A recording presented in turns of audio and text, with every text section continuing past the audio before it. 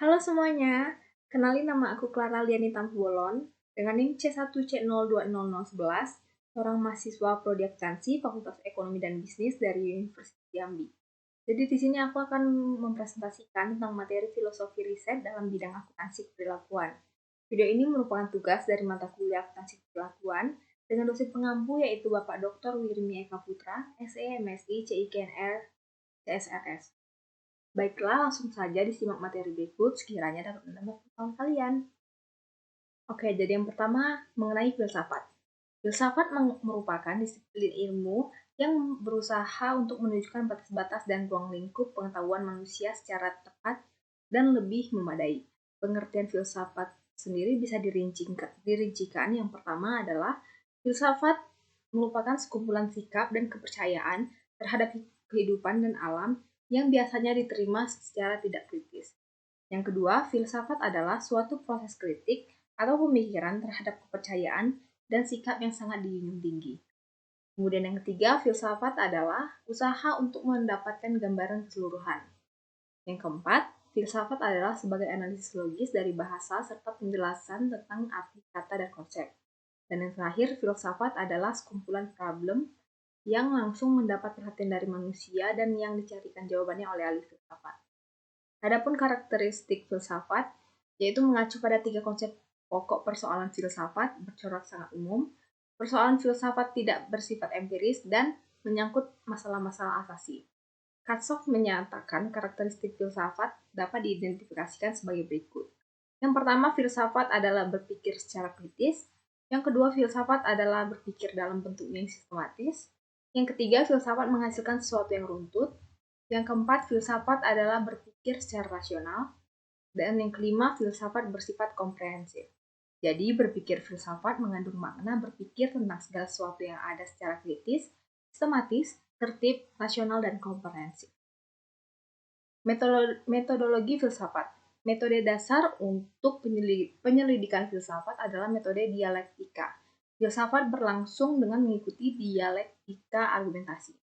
Cara yang paling baik untuk mendapatkan pengetahuan yang diandalkan adalah dengan melakukan pembicaraan yang teratur, dengan memainkan peranan seseorang intelektual midwife, atau orang yang memberi dorongan atau rangsangan kepada seseorang untuk melahirkan pengetahuan yang terpendam dalam pikiran. Metode inilah yang dinamakan dialektika. Pendekatan filsafat riset akuntansi keperilakuan ini salah satunya menurut metodologi riset Burrell dan Morgan terbagi menjadi 2 pendekatan. Yang pertama, pendekatan subjektivisme. Subjektivisme adalah cara tertentu untuk mengkonseptualisasikan subjektivitas. Fungsi subjektif menentukan bagaimana kita bereaksi terhadap rangsangan. Subjektivisme menafsirkan subjektivitas sebagai produk subjek atau individu. Dalam pandangan dan diperjuangkan sepenuhnya adalah produk dari diri sendiri. Kemudian pendekatan yang kedua adalah pendekatan objektivisme. Objektivisme adalah sebuah pandangan yang menekankan bahwa butir-butir pengetahuan dari soal sederhana sampai dengan teori yang kompleks mempunyai sifat dan ciri yang melampaui keyakinan dan kesadaran individu yang merancang dan memikirkannya. Adapun paradigma riset akuntansi keperilakuan terdiri dari 6. Yang pertama adalah paradigma fungsional atau positivistik. Paradigma ini merupakan paradigma umum, bahkan sangat dominan digunakan dalam riset akuntansi sehingga disebut paradigma utama. Secara ontologi, paradigma utama ini sangat dipengaruhi oleh realitas fisik yang menganggap bahwa realitas objektif berada secara bebas dan terpisah di luar diri manusia. Kemudian yang kedua, paradigma interpretif. Paradigma interpretif ini juga disebut interaksionis subjektif. Paradigma ini menggunakan cara pandang paranominalisme yang melihat realitas sosial sebagai sesuatu yang hanya merupakan label, nama, atau konsep yang digunakan untuk membangun realitas. Kemudian yang ketiga, paradigma strukturalisme radikal. Paradigma ini yang didasarkan pada teori Marxisme tradisional dan berfokus pada konflik mendasar sebagai dasar dari hubungan-hubungan kelas dan struktur pengendalian, serta memperlakukan dunia sosial sebagai objek eksternal dan memiliki hubungan terpisah dari manusia tertentu.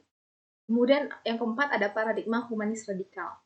Paradigma ini berdasarkan pada kepentingan kebutuhan yang melekat dalam diri manusia dan membantu untuk mencapai yang saling memahami.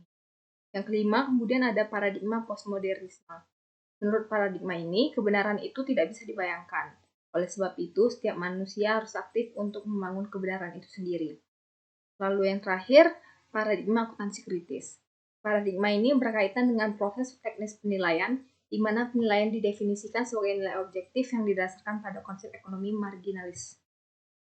Kemudian materi selanjutnya itu tentang peluang riset akuntansi perilakuan pada lingkungan akuntansi. Riset ini ada 7 dari lingkungan akuntansi. Yang pertama, auditing. Bagian ini berorientasi pada pembuatan keputusan dalam audit, yang telah memfokuskan riset terakhir pada penilaian dan pembuatan keputusan auditor seperti perbedaan penggunaan laporan audit dan meningkatnya perkembangan yang berorientasi kognitif. Lalu yang kedua, akuntansi keuangan. Pentingnya riset akuntansi keuangan yang berbasis pasar modal karena pemakai informasi keuangan membuat keputusan. Riset akuntansi keperlakuan dapat membuat suatu kontribusi penting pada bidang ini. Selanjutnya, akuntansi manajemen. Riset akuntansi keperlakuan dalam akuntansi manajemen melakukan investigasi atas seluruh variabel lingkungan dan organisasi yang telah diidentifikasi sebelumnya, dan riset mendatang diharapkan akan meningkatkan perluasan pengetahuan yang mendasari hubungan dan pengujian dalam konteks yang baru. Selanjutnya, lingkungan akuntansi yaitu sistem informasi akuntansi. Desain sistem mempengaruhi penggunaan informasi. Informasi akan mendorong keunggulan teknologi saat ini, seperti pencitraan data, jaringan, dan akses data dinamis melalui sistem pengoperasian menyarankan pertimbangan atas peluang riset akuntansi keperilakuan dalam bidang sistem akuntansi. Yang kelima, ada perpajakan. Riset akuntansi keperilakuan dalam bidang perpajakan telah memfokuskan diri pada kebutuhan pajak dengan melakukan pengujian variabel psikologi dan lingkungan. Lalu yang keenam, pertumbuhan riset perilaku. Indikasi penting dari pertumbuhan minat dalam pendekatan perilaku terhadap akuntansi merupakan pengaruh dari paradigma perilaku riset. Kemudian yang terakhir, perkembangan terakhir, wawasan dalam riset akuntansi keperilakuan saat ini bisa diperoleh dengan 2 cara, yaitu survei publikasi utama dan kedua, klasifikasi topik artikel. Teori perilakuan tentang perusahaan. Teori modern perusahaan terkait dengan arah tujuan perilaku yang dipastikan berkaitan dengan tujuan, motivasi, dan karakteristik menyelesaikan masalah anggota-anggotanya.